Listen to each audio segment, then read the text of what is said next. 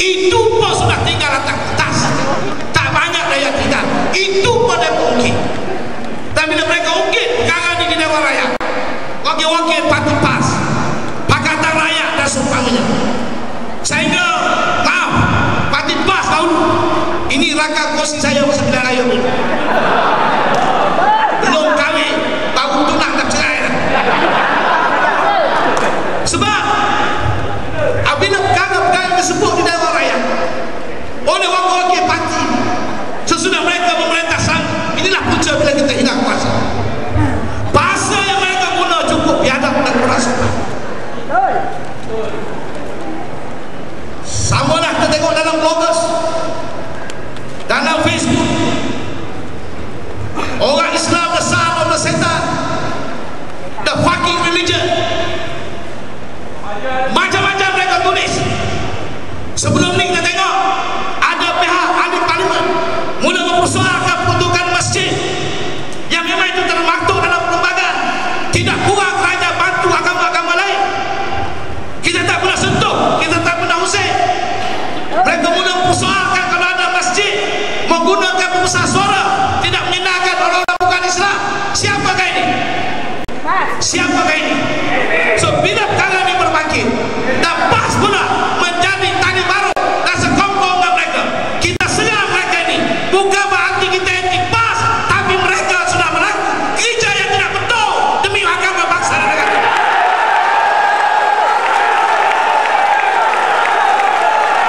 Mana boleh kita gadai agama kerana politik? Dunia sementara, harta dan pangkat sementara. Mana boleh kita gadaikan semua ini?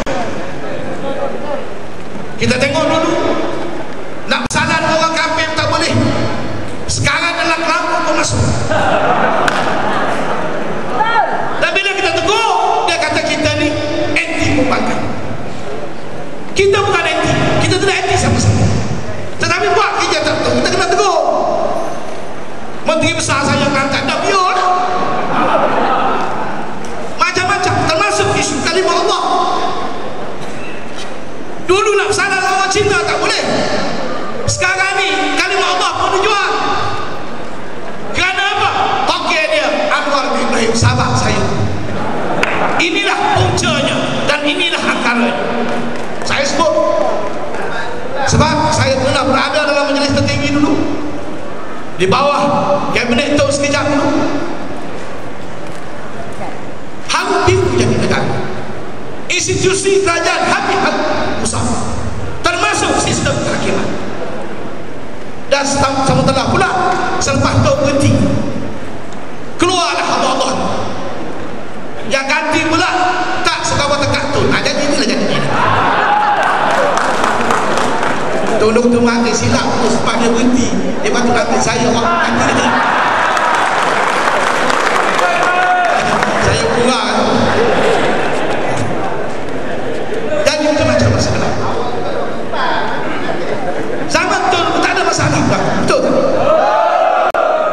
Waktu operasi Lalang, bila timbul masalah keselamatan kami, saya esko pemuda, saya wakil rakyat, 3 orang ditangkap. Yang tangkap siapa? Dua-dua korban. Tapi saya tak kisah. Alhamdulillah, pejuang dia tak diungkit. ISA kampus sebab ini prinsip kita.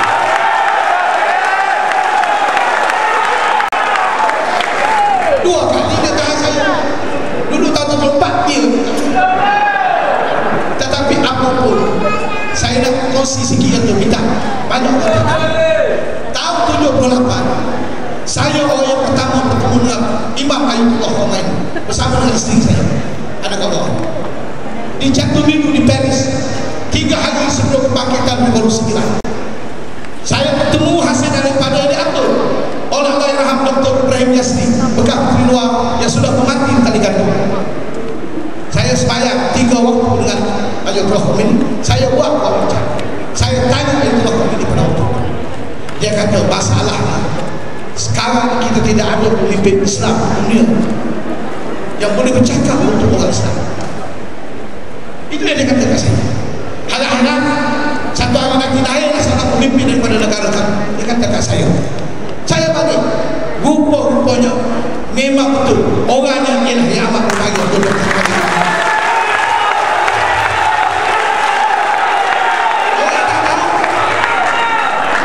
Saya ingat waktu tu bawa saya ke Brazil, waktu persidangan ketua kerajaan Summit, saya bertemu dengan Fidel Castro. Saya pakai baju Melayu elok, dia pakai uniform.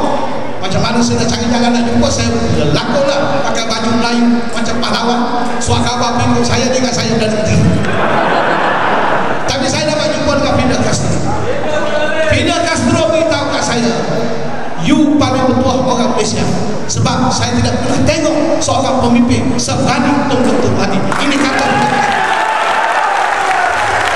saya katakan orang, saya simpan untuk saya tak bising-bising. Saya tidak kecoh macam awal, tahu tak, saya tak. Dan yang baru-baru ni 3 bulan lepas, 4 bulan lepas, tu melawat Djibouti, saya pergi sana. Tu terima anugerah.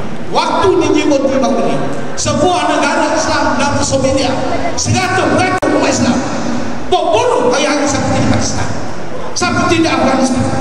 Nak pilih presiden tak boleh. Wakil masuk satu panjat tempat tu duduk, minta tu hadir perjumpaan. Waktu itu mereka buat perjumpaan 2 kelompok yang berkelahi di Djibouti. Tu tak nak pergi. Wakil United Nations, wakil Afrika Union berkelahi tu. Kita berkata pergi tak tu. Saya bahagia sama. Lebih kurang dekat 2,000 dalam dewan. Tu masuk. Mula-mula mereka bergaduh, badan musik, berbunuh. Bawa senapa setengah-setengah. Tapi bila tu ucap, saya tengok sebagai besar keluar air mata. Bila tu tegur perangai pemimpin Islam, paling tidak selepas tu ucap, mereka dapat pilih seorang presiden baru semestinya. Inilah saksi sebenarnya. Saya memang banyak, saya nak luar, nak berfungsi yang banyak orang tidak tahu. Allah Ta'ala bagi kesempatan saya untuk melihat perkara ini berlaku dengan nyata. Sebab itu saya cukup kagum dengan itu. Saya berikrar pada saya sendiri.